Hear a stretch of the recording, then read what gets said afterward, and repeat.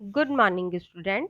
आज हम क्लास 8 का पार्ट 8 एक सांस आज़ादी के पढ़ेंगे, जिनके कवि डॉक्टर जीवन यदु जी हैं।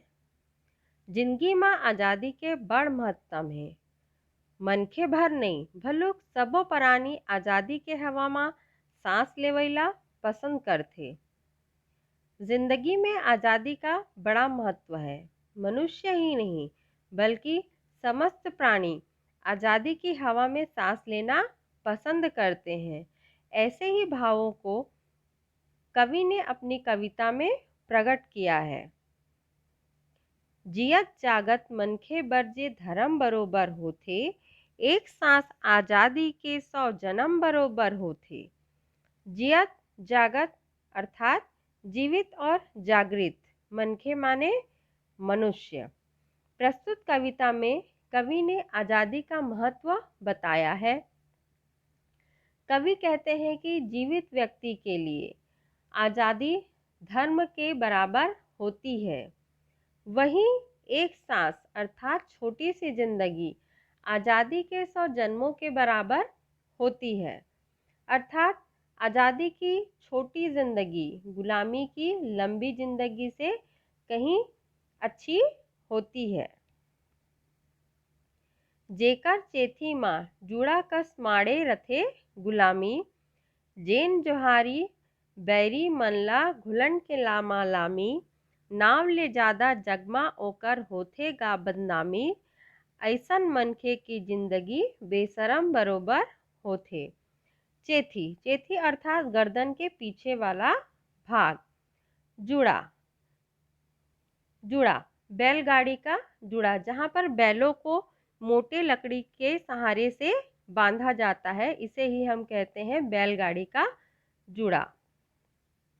यहाँ पर कवि कहते हैं कि जिस व्यक्ति के कंधे पर गुलामी जुए के समान रखी होती है, अर्थात जो मनुष्य किसी दूसरे का गुलाम होता है।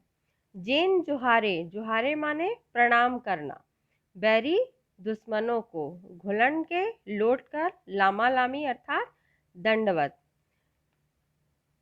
जो व्यक्ति शत्रुओं को दंडवत प्रणाम करता है, उन्हें यश नहीं मिलता, बल्कि संसार में उनकी बदनामी ही होती है।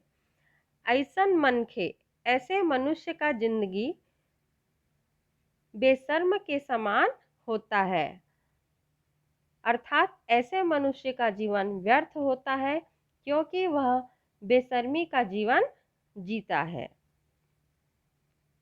लहू के नदिया तौर निकलते बीर हाजत के बेरा, सूरज निकलते मेट के करिया बादर वाला घेरा, उजियारी ले तभे उसलते अंधियारी के डेरा, सबे परानी बर आज़ादी करम बरोबर होथे। लहू अर्थात रक्त या खून, तौर अर्थात तैरना, बीर अर्थात वीर, सूरज सूर्य, मेट के अर्थात मिटाकर, करिया अर्थात काला, बादर अर्थात बादल। यहाँ पर हमें अर्थ को समझने के लिए दूसरे लाइन को पहले समझना होगा। यहाँ पर कवि कहते हैं कि जिस समय सूर्य काले बादलों के घेरे को मिटाकर चमकने लगता है, उसी प्रकार जो वीर पुरुष होते हैं वे रक्त की नदी तैरकर पार निकलते हैं, अर्थात अपनी स्वतंत्रता के लिए संघर्ष करते हैं। उजियारी ले तभे उछलते अंधियारी के डेरा, उजियारी माने उजाला और उछलते माने उठ जाता है। यहाँ पर कवि कहना चाह रहे हैं कि तभी पराधीनता का अंधकार समाप्त होता है और हमें आज़ादी मिलती है। वास्तव में आज़ादी मनुष्य ही नहीं बल्कि सभी प्राणियों के लिए कर्म के बराबर होती है। सभी प्राणियों को स्वतंत्रता के लिए संघर्ष करते रहना चाहिए। एक बार मैं पुनः इसका अर्थ समझाती हूँ।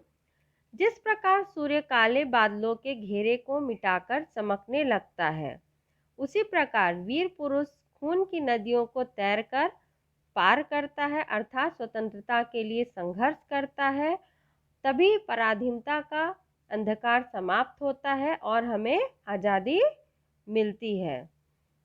वास्तव में आज़ादी मनुष्य ही नहीं बल्कि समस्त प्राणियों के लिए कर्म के समान होता है। जेला नहीं है आज़ादी के एको कनी चिन्हारी, पर के कोठा के बैला मन चरथे ओकर बारी। आज़ादी के बासी आगू बिरथा सोनहा थारी, सोन के पिंजरा माँ आज़ादी भरम बरोबर होथे। जेला अर्थात जिसे, एकोकनी तनिक भी, चिन्हारी पहचान, पर माने दूसरा, कोठा माने गौशाला, बैला अर्थात बैल, बासी अर्थात पके हुए चावल को पानी में डुबाकर और उसमें नमक डालकर तैयार किया भोजन। जेला नहीं है आज़ादी के एकोकन चिन्हारी। कवि कहते हैं जिस व्यक्ति को आज़ादी की तनिक भी पहचान नहीं होती, दूसरे लोग उसकी नासमझी का पूरा लाभ उठाते हैं। अर्थात जो मनुष्य आज़ादी का महत्व नहीं समझता, उसे अपने जीवन में हानि उठानी पड़ती है। आज़ादी की बासी अर्थात रूखी सूखी रोटी के आगे पकवानों से सजी सोने की थाली भी व्यर्थ है। सोने के पिंजरे में बंद पक्षी के लिए स्वतंत्रता भ्रम जैसी है। तात्पर्य यह कि वह स्वतंत्रता के सुख को नहीं जानता।